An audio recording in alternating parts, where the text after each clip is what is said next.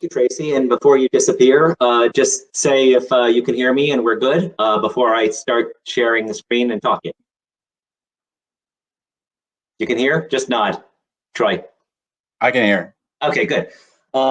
Thank you all for joining us today. I know it's been a long day, and I know there's one more thing before happy hour. Just want to share a quick story I read today. We're outside of Washington, D.C., and the Washington Post did a story on real estate, looking at pretty much where I grew up, which is Poughkeepsie, New York, about 70 miles upstate of New York City. And they were talking about how there's just been a dramatic change in people moving from New York City to Woodstock, to Kingston, to Poughkeepsie. And the phrase they used to describe them were cityots, which I thought was kind of interesting. They really like their money because real estate's going crazy, but it's just a different dynamic, and they described it as green acres comes to Woodstock. So I know there's all kinds of different challenges with real estate. That's more on a personal level. Want to talk about convenience stores and how that applies to real estate over the next couple of minutes. And then Troy's going to drill down and amplify, and in some cases, look a little deeper on the local level at some of the national trends we're looking at. So there is my presentation in a sec, and let me pop that up. And I'll make everything available to the group afterwards if you'd like to see these slides. I'll send them over. Just make sure they all work. And there we go. There's my name and all that stuff. It's also worth noting that one of my notes to today, every day I have different notes to say, what I need to do today. And one of the first things I wrote is get dressed. So that kind of tells you what it's like when we're going through this pandemic. Normally, I'm not wearing a collared shirt, so a little bit different. I want to go through a couple things today in about 20 minutes and try to do it pretty quickly. I want to give you a little bit about where we are in convenience today. What is the industry about? And then take a step back. I want to look at how we got there over the last 90 some years. And that'll inform a little about where I think we might be going and why that matters if you look at commercial real estate. So I want to start off with pictures of what look like traditional convenience stores. I think you all look at these pictures, these 4 pictures here, and you say, yeah, that's my local convenience store. The thing is, none of them are convenience stores. That's a dollar store, that's a drugstore, that's a restaurant, and that's a grocery store. Upper left is Dollar General's format, DGX. You see drugstores also very much look like convenience stores. The point being that everyone sells convenience today. There is no inconvenience store, I joke, except for maybe the DMV. Everyone sells convenience, so that's really the lay of the land in terms of our competition. But the one thing that we have different than other channels is we really sell time. 93% of stores are within 10 minutes of a person's house. And more important, we sell speed, the speed of service. The average time from the time you leave your car till the time you're back in your car is 3 minutes, 33 seconds. And I have dozens of songs that are exactly 3:33. So if you just start humming a song, Start Me Up by the Stones or something like that, that's 3 minutes, 33 seconds. That's not a lot of time, but there's a lot of sales that happen in that time. One other thing worth mentioning, at least in traditional times, 83% of the items sold are consumed within the hour. We sell immediate consumption. We sell right-hand turns. We sell I want it now, and in and out in under 4 minutes. Here's the lay of the land. There's about 152,000 convenience stores in the country. That's 1 per every 2,000 people. So if an area is experiencing population growth, most likely it's going to add a convenience store for every 2,000 people that join that community. Sales are roughly $650 billion. That's in line with grocery stores if you look at grocery store sales. But a big part of that is we sell 80% of the fuel in the country. So fuel is about 60% of our total sales. It's a much lower percentage of profits because fuel isn't a high margin commodity. But the key factor is when you look at about 1,100 customers per day, 152,000 stores, we get about 165 million transactions a day. Sometimes somebody buys something at the pump and then inside the store. But if you look at that, That means that with 330 million people in the country, half of the US comes to a convenience store every single day. And if you didn't come today, odds are you'll be there tomorrow. And if you don't come tomorrow, somebody's making up for it by coming 2 or 3 times a day. So here's a couple pictures of a convenience store in New York City. It's about 300 square feet, and that is literally all you see. On the right, that's the entire store with Lazy Susan and some things behind you.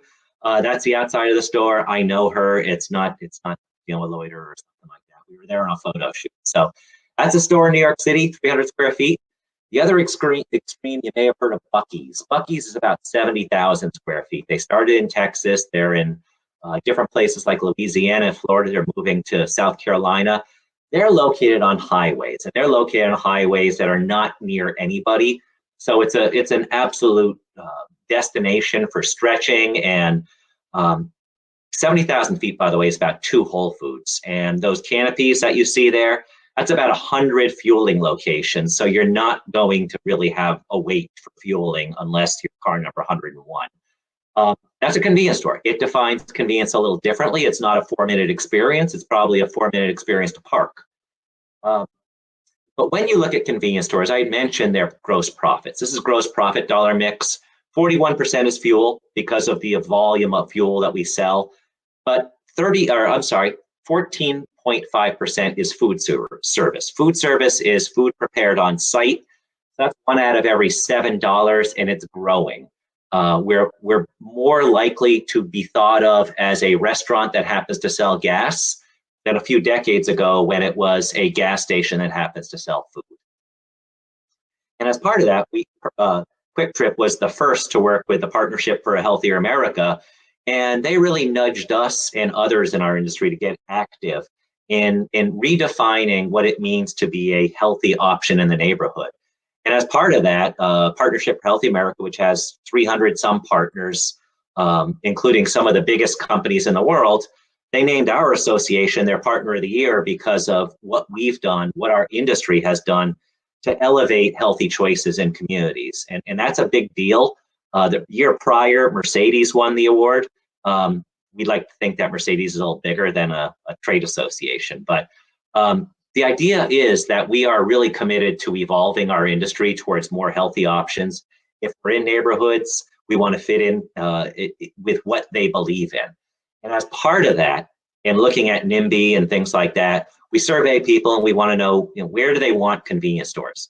Are they favorable to new convenience stores? And over the last couple of years, we've increased the likelihood that they say they are favorable 4 percentage points. And that's because of our work in trying to identify what are our opportunities to be better partners in communities. Now, the one key thing I do want to point out is there is a big 10-point swing there between they are favorable for stores near their home or if they're favorable towards stores near where they work. And I know in real estate, you also see those kind of trends where people are much more likely to want a business near where they work than where they live.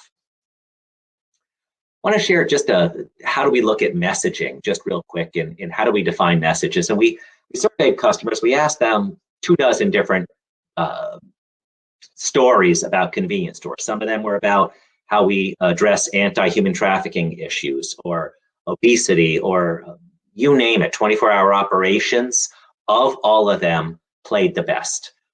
They like the idea of the 24-hour operations, that we serve second and third shift. And we know that 53% of EMTs are second or third shift. They like that nurses who often don't have anything more available than a vending machine can get a healthy grab-and-go snack at a convenience store. Those are things that we find really resonate when you talk about convenience stores. Just wanted to say that that's some of the things that we look at. How do you make 24 hours a day a positive as opposed to what's traditionally thought of as a negative? That's where we are now. And I just want to back up and look at how did we get there? And convenience stores, how did the definition of convenience evolve? And if you look at convenience, it started out as extended hours of operation. We were open past 5 o'clock when grocery stores closed. We're about proximity. We're in the neighborhood. We're within 10 minutes of 93% of the country. Speed of service, I mentioned under 4 minutes. The typical grocery shop is about 42 minutes, according to the Grocery Association. And that's probably coming down as they're addressing convenience to a much greater extent. Easy in, easy out. I mentioned the right-hand turn, and we do consumer surveys in looking at what's the value of a right-hand turn versus a left-hand turn. Left-hand turns are inconvenient, and if you can see two stores directly across the street from each other on a busy road, even as small as a 2-lane road, and they don't consider each other competition because of traffic patterns. Finally, there's one-stop shopping. Getting gas, getting food, using the ATM. 13% of customers use the ATM when they buy gas. 19% use the bathroom. So tying it all together. The last two elements of convenience are really where it's going. And it's one of the concerns with our channel is we pay a lot of money for this dirt. And if you look at delivery and if you look at automatic replenishment, that's not about the dirt anymore. So how do we get on board with those to supplement our super convenient dirt? We're not on the outskirts of town. We are where people are. And that's going to be something that we're going to have to continue to address. Quick history of a couple different retail channels. I highlighted two because they're the two that are our channel. But in about a 14-year period, there was a lot of innovation. The first service station, the first grocery store. Now, when I say first grocery store, Piggly Wiggly was different than the other grocery stores. Previously, you had to give a clerk an order, and the clerk would do the shopping. When you look at this first Piggly Wiggly, you could pick your own items. I'm a baseball fan. If you want, I can tell you all about how the can of corn term came to be. It was because formerly the clerk would knock down the can of corn with a crook or something like that. It was an easy catch. So for you baseball fans out there, Twins, go Twins. First fast food, White Castle. And they had a very open kitchen to show that they wanted to be transparent. The first convenience store was 93 years ago.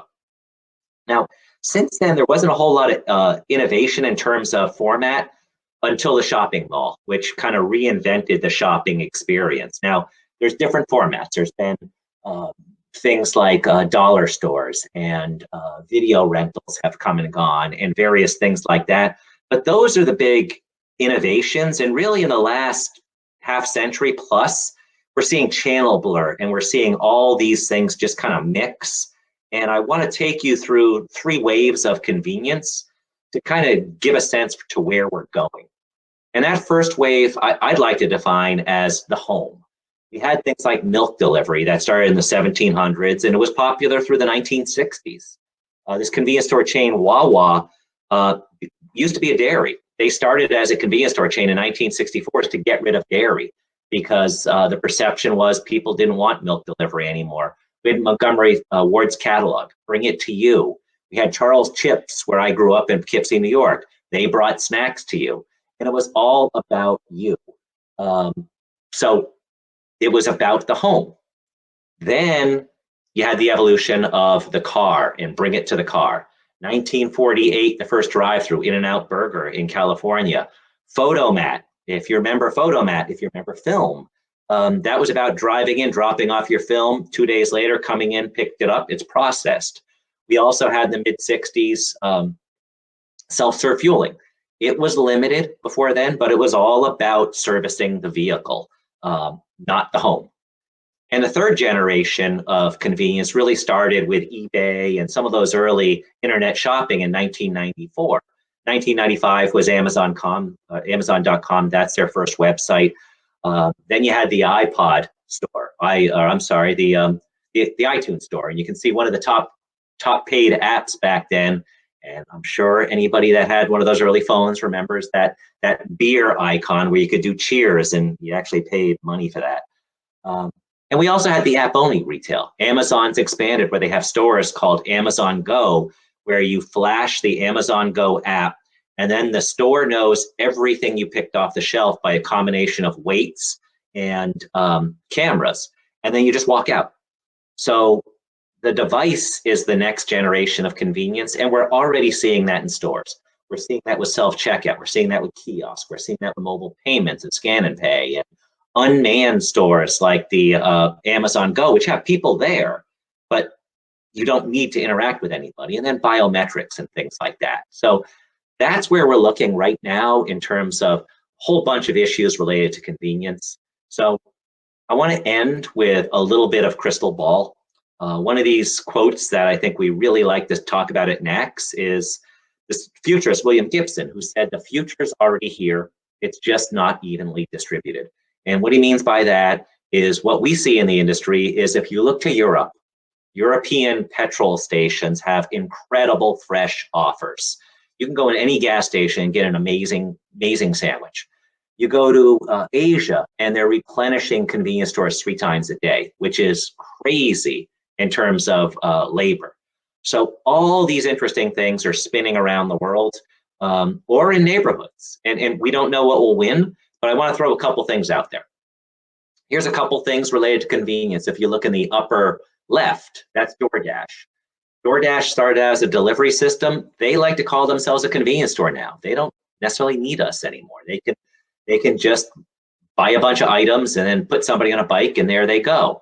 You go upper right, and that's a concept that MasterCard's talking about for a convenience store. We've heard about drones. If you look at the bottom left in pizza delivery, I don't know if that'll take off from where it is now. In the middle of the bottom is GoPuff, and that's a very successful convenience store delivery option.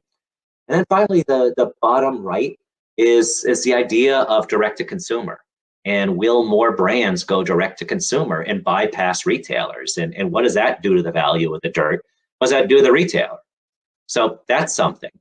And want to leave with 3 other things that are just on the radar in terms of looking at retail and what might happen with the dirt. One is the idea of ghost kitchens. And if you're not familiar with ghost kitchens, it's a restaurant without service. No chairs, no tables. You make stuff and you deliver it.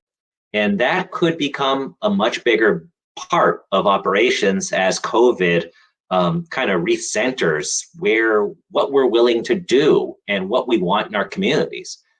The idea in the upper left there, and of course that's the mall from Stranger Things. I don't know why that was in the news story, but the idea of if malls don't make it, what might happen with malls and what will they become? Will they just become giant distribution centers for all kinds of things? And what does that do to the value of the dirt?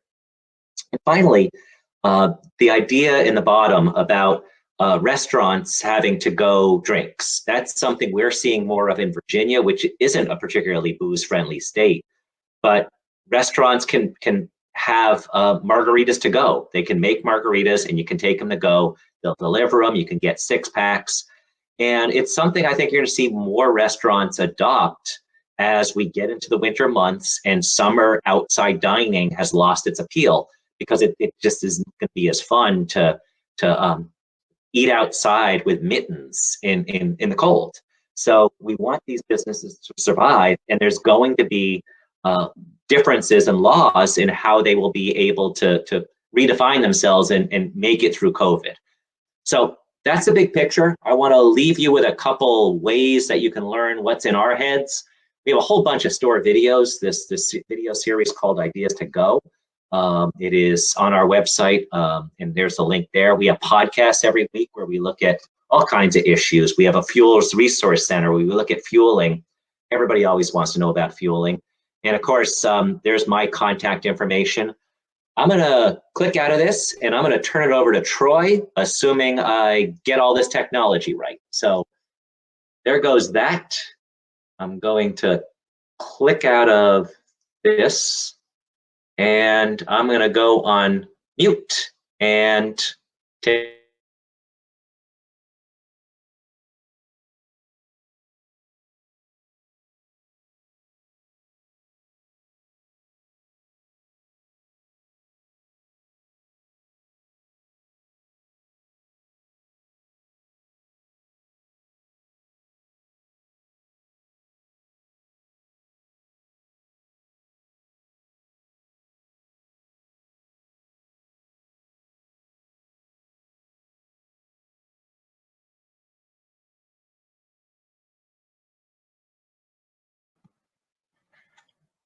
Hi, everybody. Can you hear me now?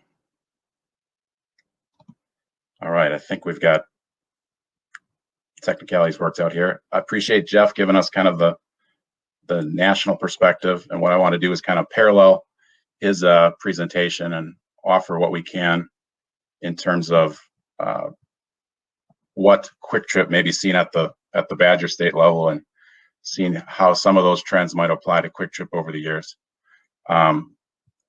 First thing, just working on technical side here, trying to get the screenshot to go in terms of the slideshow.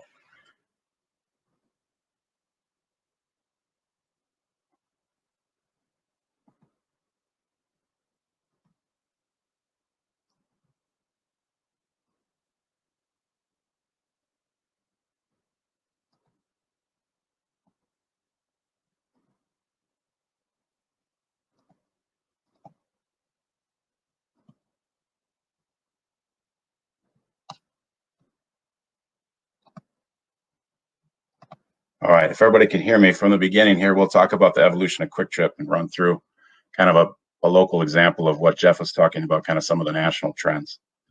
We heard a lot of, well, what are gas stations, what are convenience stores? Here's just a funny example of what our marketing folks think sometimes when people say Quick Trip is just a gas station. If you want, the folks are in the chat, if you can name that 70s show was set in Wisconsin.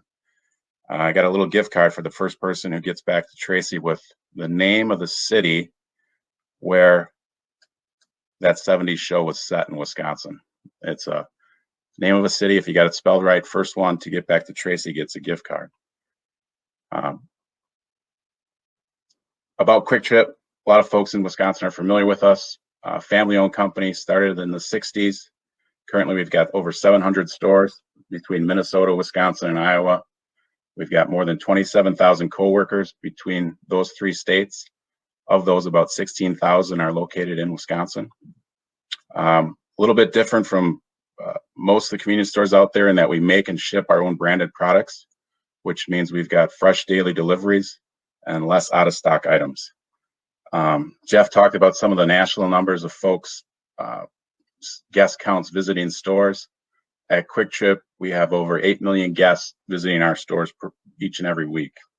I guess what that means on the real estate level, retail synergy and co-tenancy, we'll talk about that a little bit later, but providing exposure, good regular traffic to adjacent properties is what Quick Trip offers. Our core values: honesty, integrity, respect, excellence, humility, innovation, and work ethic. We'll touch on some of those as we go through the presentation here today. Kind of starting with Jeff's parallel slides of where did it all start. Here's actually a picture of the first Quick Trip store in Eau Claire. I think the picture was taken in the 80s, but it all started at a neighborhood corner store. There weren't gas pumps. Folks could provide quick and easy access from the neighborhoods around the store to get that quart of milk, loaf of bread, pack of cigarettes. That's where Quick Trip started, and that's kind of what we still are today, and obviously a different type of scale and format. Moving ahead to the 70s, this was an example of what a typical Quick Trip looked like. Fuel was then offered at the sites. We had a fuel presentation. You can see the logo, kind of interesting that the logo is still what pretty much remains very similar as what you had. We are, for the most part, 24 hours a day. Back then, their slogan was open early, open late, which I think was definitely not the most creative ad slogan, but it worked. Fast forward into the 80s and 90s, this is kind of what the prototypical Quick Trip store looked like. White vinyl siding, a little bit of brick on the front. Obviously, fuel presentations grew in terms of offerings, and the lot sizes grew as well. The offerings in the store continued to evolve. At this time frame, Jeff talked about what you could get at the store in terms of here, bread, milk, cigarettes, beer, convenience store items. Even then, Quick Trip offered movie rentals, so you could have little Timmy rent Back to the Future and then bring the movie back at some point in the future. So movie rentals was actually part of the mix back then. Today, the last 20 years, our company has really moved forward in terms of our building and as well as our sites. Modern Quick Trip is somewhere between 6,000 to 8,000 square feet as far as the building itself. Fuel canopies have grown. We've got a larger fuel offering, sometimes even working into the travel center size with diesel offerings, truck parking scale, and a larger gas presentation out front for customers as well as parking. We've kind of evolved into a hybrid of quick serve food in terms of our breakfast, lunch, and dinner offerings, as well as grocery to fill those runs in between the big trips or the big deliveries from the grocery stores. And then known for our good, clean operations and guest service that really sets us apart from some of the others in our space. One other thing that separates Quick Trip is kind of the production side. We make and ship and sell our own products. We saw a lot of that supply chain benefit throughout the pandemic. People knew they could count on Quick Trip to be in stock for items. Here's a picture of our cookie baking line. Every store is shipped every night, guaranteeing fresh product and less out of stock items. What goes better with cookies than a glass of milk? Here's another example of supply chain and where we've kind of differentiate ourselves as a vertically integrated company. We deliver more than 90,000 gallons of milk per day to our stores. So again, there's a commitment and a realization in terms of providing that product to our guests. They know it can be there, they know they can count on it, and they know it's fresh. Jumping back, kind of paralleling with Jeff's comments on what was inside the store, here's a picture of what Quick Trip's hot beverage offerings were from the 80s and even the 90s. You can see you had 4 choices, and 2 of them were the same in terms of coffee offerings. Fast forward to today, the latest rendition of our coffee offerings and hot beverage area, there's north of 200 different combinations of coffees, lattes, espressos, frappes, and different things for the caffeine of our daily existence. So we've got a lot of opportunity, and obviously the evolution there, you can see from back in yesterday to today, the opportunity that really has provided variety to our guests. Going into the future, here's a picture of our latest and newest example of our Gen 3 store. The stores themselves have been growing in terms of square foot inside the building, as well as the lots. And then we've also grown in terms of the offerings inside the store. Another thing we've seen as a trend is everybody's strapped for time. Convenience, Jeff touched on convenience, convenience, convenience. One of the things that we are working on right now is a meal solutions program, take-home meals, we're calling it. And it provides an opportunity in our stores for guests, whether they're busy families, young professionals, seniors, those looking, again, we've seen it a little bit here, expanded upon in the pandemic, providing those meal solutions for folks that if you're cooking at home 5 nights a week, maybe the 6th night a week, there's another option for takeout, carry out, or delivery, and providing those meals that are, again, delivered each day, delivered fresh, and provide a nice opportunity in our stores to provide those to our guests. Another thing we mentioned before is hot food. Obviously, Quick Trip has become known. I think we started in 2005 in terms of offerings of our hot food program. That has grown, whether you're looking for a slice of pizza, a breakfast sandwich. We've also rolled out now this last year throughout all of our stores a fried chicken offering, where this chicken is actually fried in the store, fresh, never frozen, each day. So you can provide that product fresh.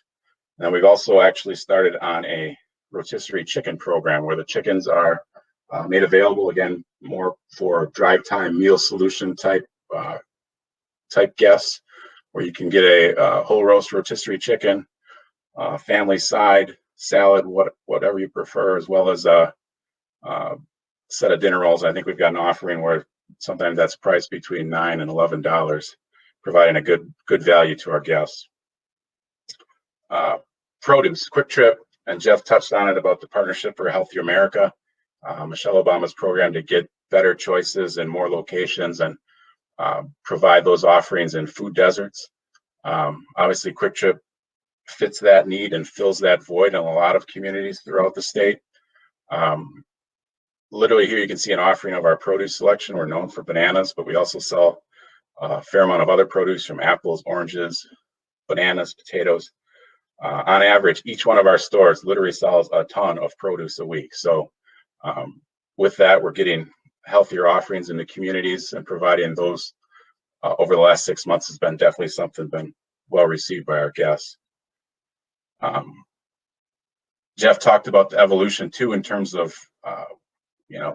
alcohol offerings. Here we've got an example of our latest beverage offerings in the wine category. Not something you'd see at your typical convenience store.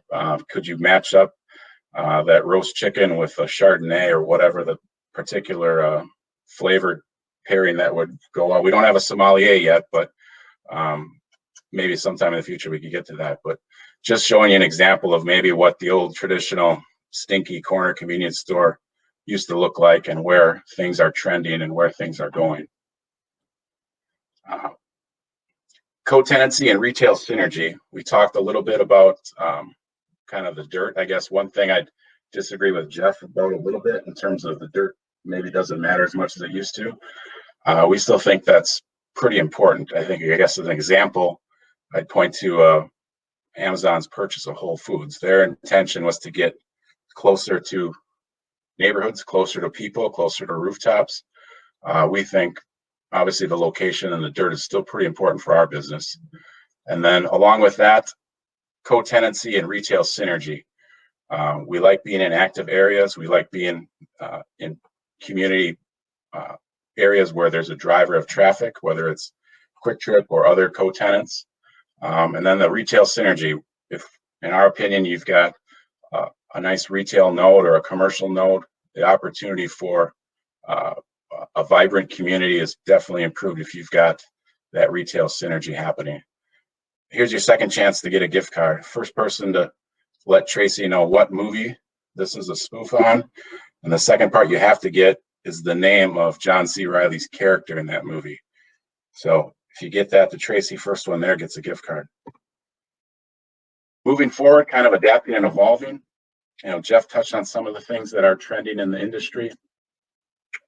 One thing we are actually working on is self-checkout. How can you do that at a convenience store? We're working on it, trying to make it available. And I think, again, maybe the trend here with COVID is that people feel with less contact, there's more opportunity for them to feel safe and comfortable.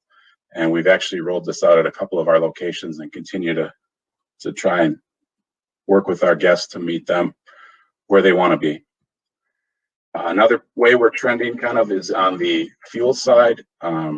Here we've rolled out a natural gas, compressed natural gas offering, which is largely today a fleet offering. The trucks that are supplying us, as we've all been quarantined here this past year, there's an opportunity for them to fuel as a cleaner fueling option with natural gas. It's cleaner burning, the engines last longer, and a lot of fleets have self-imposed or well-intended goals on sustainability, and a little bit less of the diesel reliance is, again, here an opportunity that Quick Trip's invested in to kind of show that trend of sustainability. And going in the future, Jeff talked about kind of the time frame and the 3 minutes 30 seconds that people are at convenience stores. Electric charging, we're looking at that right now. This is an example of one we're testing out in Iowa with a couple of high-speed chargers. Again, trying to figure out exactly how that fits in terms of the future, where we're going, and that speed of service that folks are used to at not only Quick Trip but other convenience stores. If there's a 3 minute 30-second average customer stop, how does that fit in with the duration of technology that you see on the fuel side in terms of electric charging? One thing Jeff touched on with the Partnership for Healthy America is the activity and involvement with convenience stores in communities. Quick Trip, we pride ourselves on being involved in the communities, being a heartbeat and are the lifeblood of the community. With that, you need to be involved. And with our stores, the way they're set up, we have each store leader, as we call them, the store managers are called the store leader. They're in charge of running their store independently, obviously within our our expectations from a corporate standpoint of uniformity, but they're involved with the community. They know what their local community needs. They know where their local partnerships might be in terms of where they can help out and offer assistance. One thing we've seen in the last 6 months here is that community stores are an essential part of the community. This is a picture and a message we got from one of our guests down in Metro Cedar Rapids. The Iowa community out there had a big derecho straight line win event. I think it was the second week of August this year, and knocked out power to basically 90% of the metro area, basically somewhere in the size of if Dane County and Madison didn't have power for quite a while. There was quite an amount of damage. And what Quick Trip has done in the background is work with our own internal disaster recovery team, where we've got the ability to partner with those local communities to get our stores back online to offer those essential services. Here, the picture shows fuel. We've got a partnership network where we designed our buildings to be able to service and access generators, whether they be remotely brought in or on the site themselves, to provide the ability to get those stores back up and running. And here you can kind of see the picture of folks down in Cedar Rapids, where they were really thankful and using our service to get back online and provide them with the essential services they need after their unfortunate storm event down there. Jeff talked a little bit about the square footage from 300 to 70,000. Here's an example of the smallest Quick Trip in Wisconsin. It's probably about 300 square feet. It's actually up in the Children's Museum in Appleton in the Fox Valley. Here, kids can get in, pretend they're at their local Quick Trip shop, fill up the carts, put a piece of pizza in, fill up the pretend car in the front, and interact. Here you see a picture in the background with a grandson and his grandpa kind of going through that store. So I think, again, example of fun fact for you as far as what the smallest Quick Trip is in the state, but again, really more an example of being a community partner and being involved in the community. Second example of maybe a Quick Trip store that not a lot of folks have seen. This is in our corporate campus office in La Crosse. We call it the support center, our headquarters. And we've got an actual Quick Trip store right in the lobby off the front entrance of the support center. And here our coworkers can see the store operating daily. We test new equipment in there. We test new products. And I think what it helps us do is keep our focus on guest service and providing that link between what we do at the support center and providing service to our guests. So again, a good example of research in action, kind of innovation in action. And if you're ever in La Crosse, I think it's only open. It's not 24 hours, but it's open kind of 9 to 5 or even a little earlier in the morning if you need something and you're down in La Crosse. Last example I'll give is kind of our newest. Can you make a convenience store fit in mixed use development? And the short answer is yes. We've got several examples of them that we've worked on in the last 10 years. This is the latest out in Verona, Wisconsin. On the west end of Verona, you'll see Highway 151 between Madison and Dubuque in the background. This is on the end of town where Epic has their large campus. In the background, you'll see Verona built a new Verona School District area high school. It was a $100 million high school. Community really invested in that opportunity, and you'll see the Quick Trip taking an outlot position in front of the high school. And then on the right, you see a apartment development, multifamily, where Steve Brown, developer Madison, has that project, as well as just off the screen to the right, there's a outlot position with retail as well. A nice project we're happy to be a part of and fit in with the community. If anybody needs anything, we've got about 6 acres of land there around us for sale. If you're looking for an opportunity to get into west end of Verona, we're looking for good neighbors there. Couple of symbols on where we've been and where we're going. Here's a couple of example slides of new store growth in Wisconsin. As of 2019, we went north of 400 total stores in the state. These were the stores we built throughout 2019. A couple examples of what each store contributes in terms of taxes, benefits, and salary in terms of each store and each location. 2020, we did about 18 new stores this year, a couple of those being rebuilt locations. With that, we created somewhere between 480 and 560 new jobs, and our total store count went to 416 this year. Our total store count is now 718 by the end of the year between Minnesota and Wisconsin and Iowa. George's got to touch on COVID-19 and kind of the pandemic we've all been experiencing one way or the other. It was definitely an interesting year for everybody, and no matter what section of business or life you're in. And I think if I could sum it up, I think what we've learned at Quick Trip and maybe my own experience is, who do you trust? And what that for us comes down to is guests felt comfortable with Quick Trip. They know they could count on us for providing those products and being well stocked and being available. This was a comment we received from one of our guests in terms of she was on the front lines of the pandemic and thanked us for being there and being available, and just to thank our coworkers and our folks staffing the stores and being kind of on the front line of providing goods and commodities and a good, clean, safe store that people felt comfortable with. I guess to wrap it up, from my comments perspective, Quick Trip obviously is looking to keep growing and investing in Wisconsin, Minnesota, and Iowa. If you've got an opportunity for us, we're looking for sites probably anywhere between 2 to 20 acres. If we're doing a travel center, we've been on the higher side.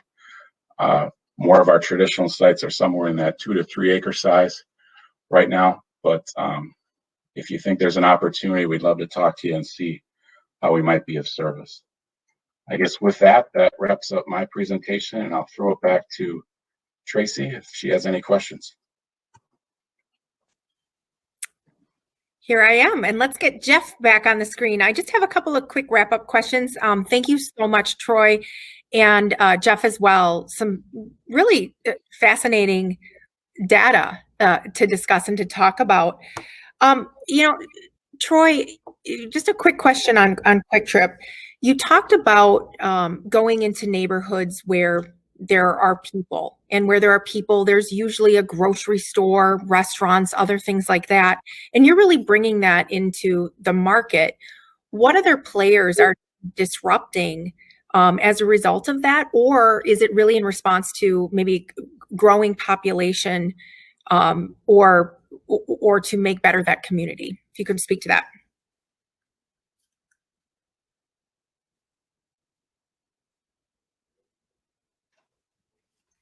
Oh, I think he froze up there. It was such a good question. It was a great question. It was a great question, and I actually have one for you though.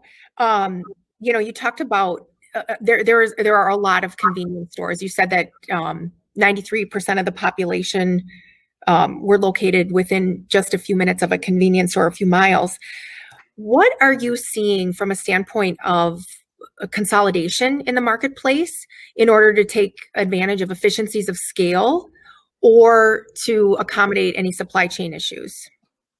Well, there's been massive consolidation, but just one real quick thing. I know that Troy and I had slightly different takes on the value of the dirt. I'll just say, who do you trust, the local real estate expert or the guy from DC who talks?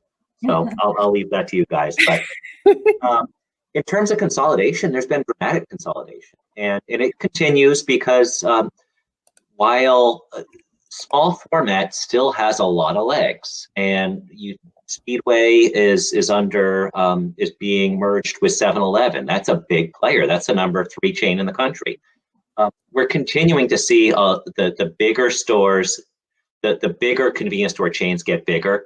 One of the reasons is, there's multiple reasons, but Quick Trip will tell you they have so many talented people ready to step into store manager positions. One of the reasons is they want to give them that opportunity. They also have the efficiencies and they want to expand beyond where they are now. There's a lot of reasons. Now, in our industry, one thing is we tend to have super regional businesses. Quick Trip only does business in 3 states. But besides 7-Eleven, they're regional players. You don't want to really outstrip your ability to serve, to feel like a local store. You don't want to outstrip your distribution center. So while there's growth, while there's mergers, very few are going too far outside of their roots without a really thorough investigation of why. Got it. Do we have Troy back on the audio?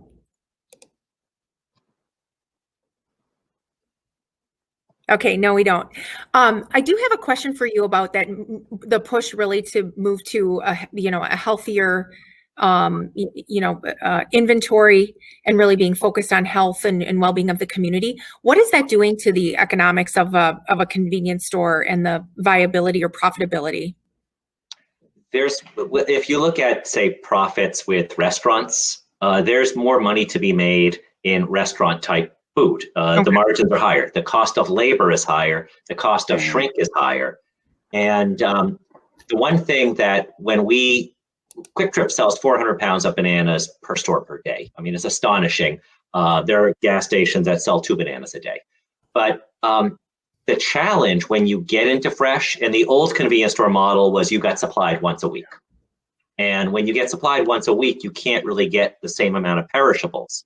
Quick Trips every day, so that changes the dynamic.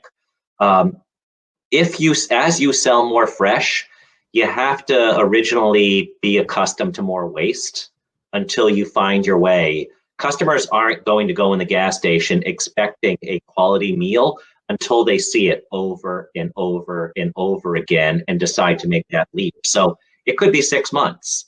And that's one of the challenges as any industry goes in more and more into fresh. But we've seen when it's done well, it is the opportunity, because everyone sells candy bars, everyone sells chips, everyone sells some of these other snacks. You can go to auto stores and they sell the same things we have. So it is the future. Well, and it is interesting too, and that was the one question we had for Quick Trip or for Troy is, as the fact that people are more into having things delivered, or they're afraid to leave their homes or not able to leave their homes. How are convenience stores really accommodating for that? You never had an omni-channel type of or e-commerce setup, have you? Well, we've surveyed our members, and we've seen that there's been a big growth in delivery. And delivery is a challenge for anybody that delivers. You've lost the point of contact.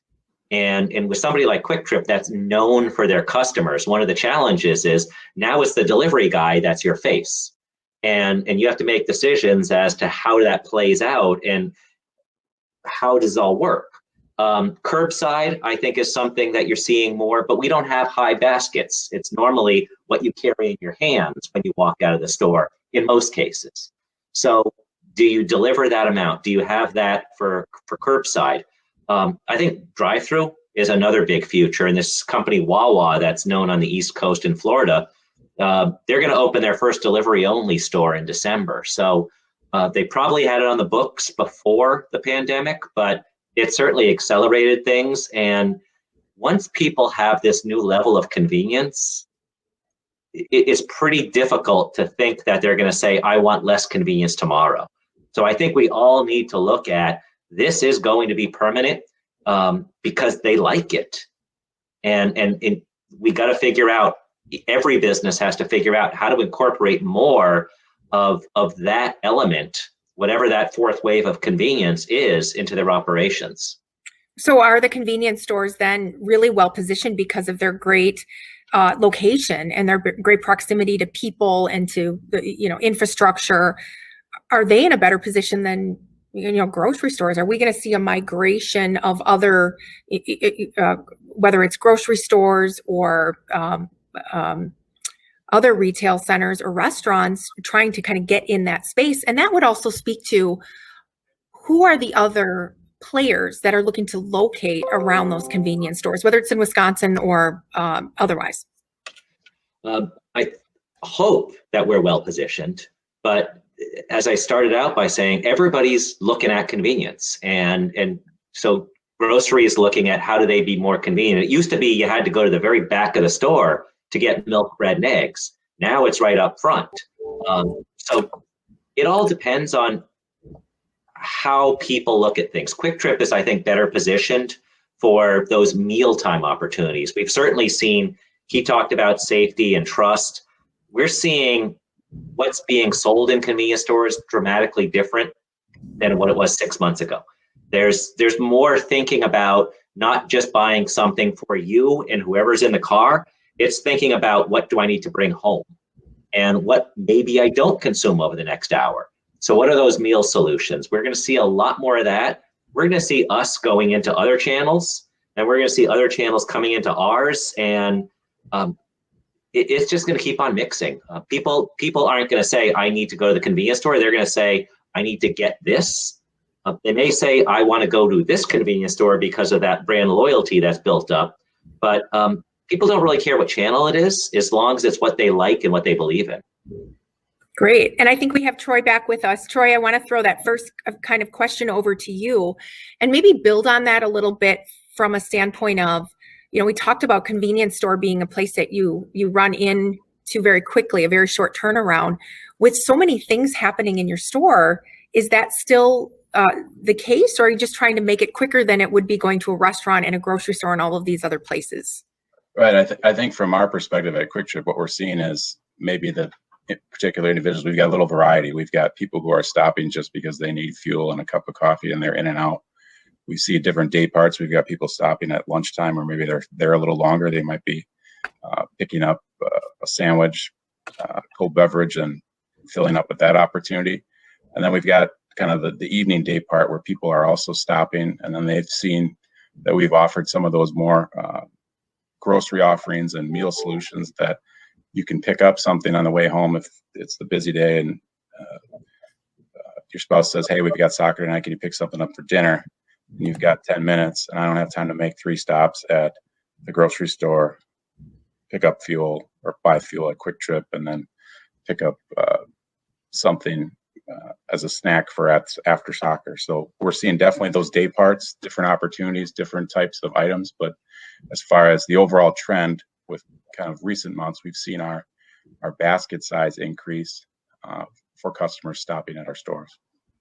Can you speak a little bit, and this was a question that was asked via text, on the locations and the decisions behind the locations without fuel, and how that plays into it, and some of the larger formats that are starting to look like grocery stores?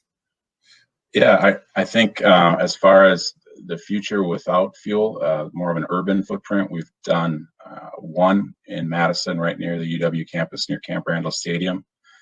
Put a store in the ground floor of a student housing project. That one's been open about, I think, 6-7 years, something like that. We were testing, kind of seeing what that format would be like. Obviously, our usual format people are used to, and that was quite a change for us. So we're still experimenting with that. We just tried maybe a second rendition of that up in Eau Claire, right near the UW Eau Claire campus.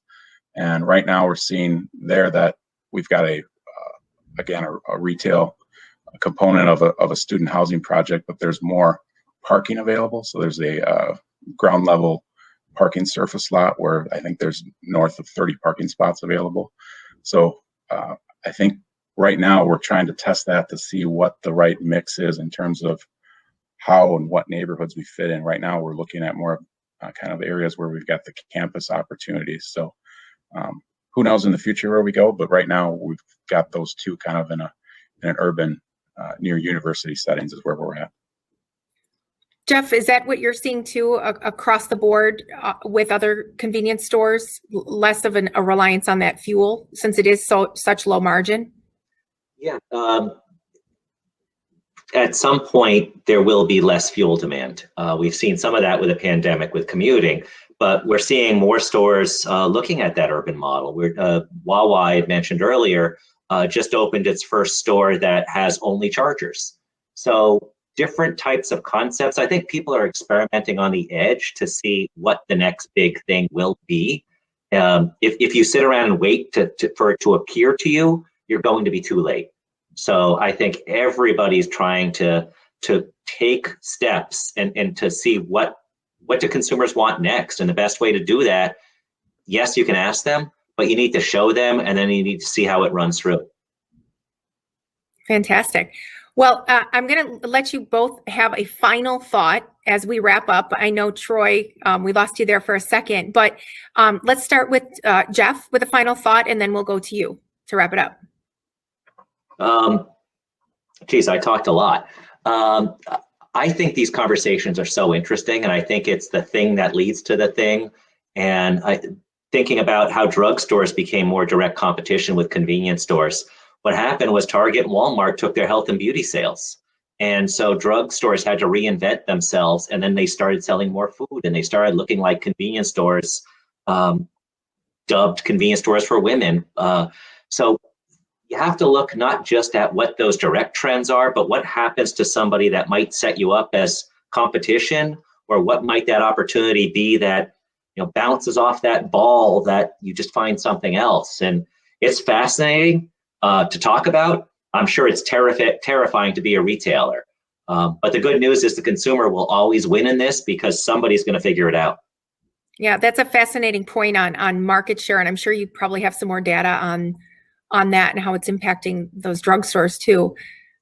Troy, how about you as we look forward? Yeah, I think one thing maybe to take from the past, from our experience, and kind of look to the future.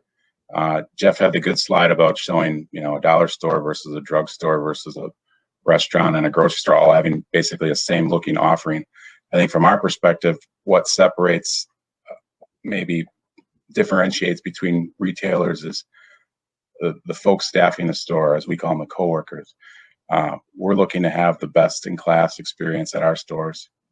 In terms of guest service. So who are you hiring to work in the store? Those people that are still interacting without self-checkout, how are they able to help the guests? And from our perspective, that is maybe a thing that, whether, time immortal, if you've got good service, you've got good products, people will come and frequent your store. So I think some of the basics are still going to matter today, tomorrow, 10 years from now, but those things will still be there no matter what. Fantastic. And I know, Jeff, you said you would share your slides with us. We'll get those out with the recap. Jeff, Troy, thank you so much for your time and for your insights.